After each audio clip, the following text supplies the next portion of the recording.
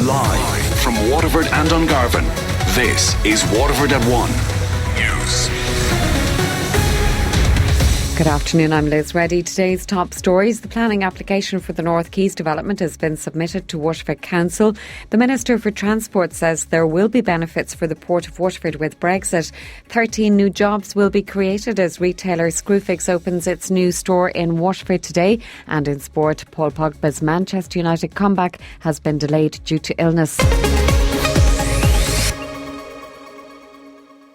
The planning application for the North Quays development by Falcon Real Estate, which has been submitted to Waterford Council, has been described as a very important step in the process. The company says the estimated investment is €500 million, phased over 5 years, with a predicted 2,900 full-time roles to be created on site. A 10-year permission is being sought for the mixed-use development, with work on the project likely to start by the fourth quarter of 2020.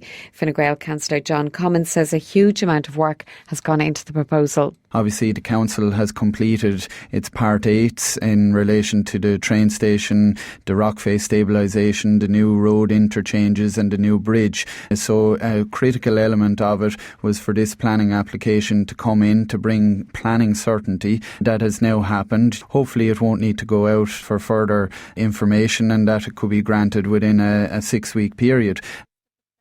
Project includes a 7-storey twin block comprising of 15,000 square metres of office space, 5 residential buildings ranging in height from 7 to 17 storeys with 300 riverside apartments, a 15-storey 220-room hotel and conference centre.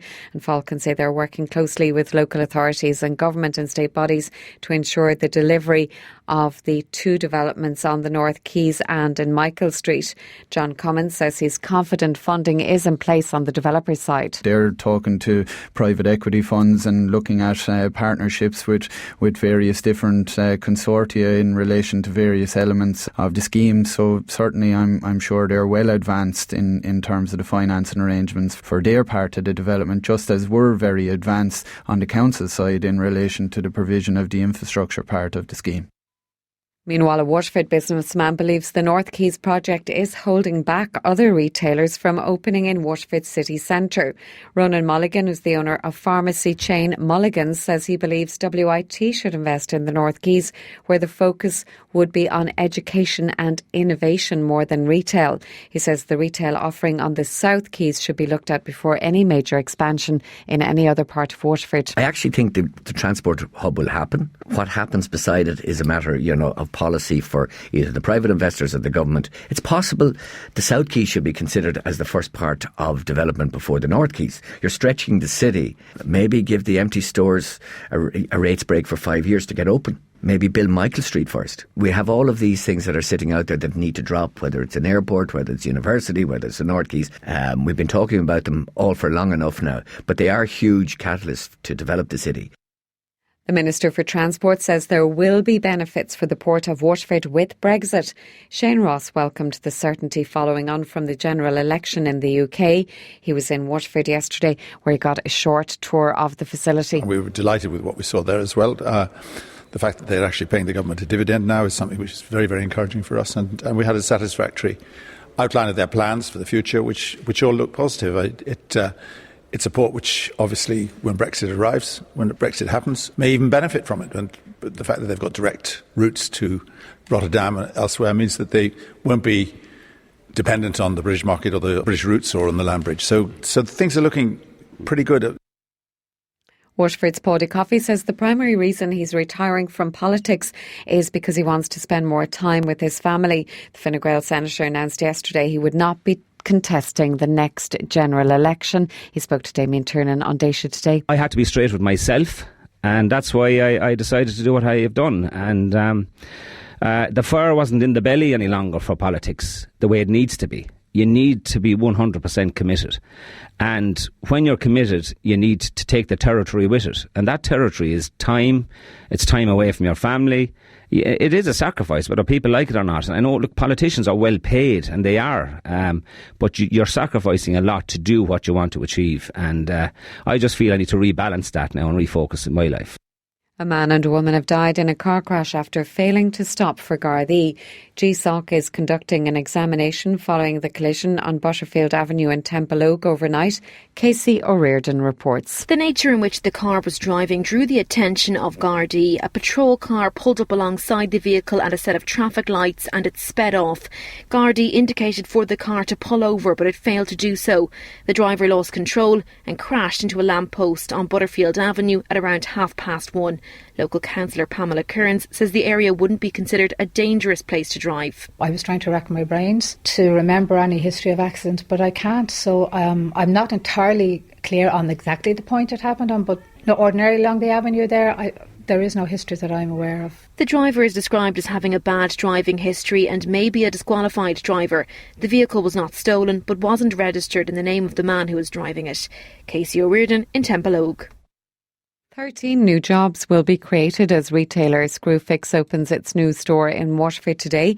The company says it plans to open up to 40 stores as they expand throughout the country. The Sandyford and Swords outlets in Dublin have opened and the Waterford store in the Tremor Road Business Park opened today. The company says as part of its expansion plans there's the potential for over 400 jobs across the country over the next few years. The current vacancies are in areas such as retail management, service assistance and supervisor roles. 601 patients are being treated on trolleys at hospitals nationwide. According to the INMO, University Hospital Limerick is the worst affected, with 62 people awaiting beds. That's followed by 54 at Cork University Hospital and 37 at University Hospital in Tala.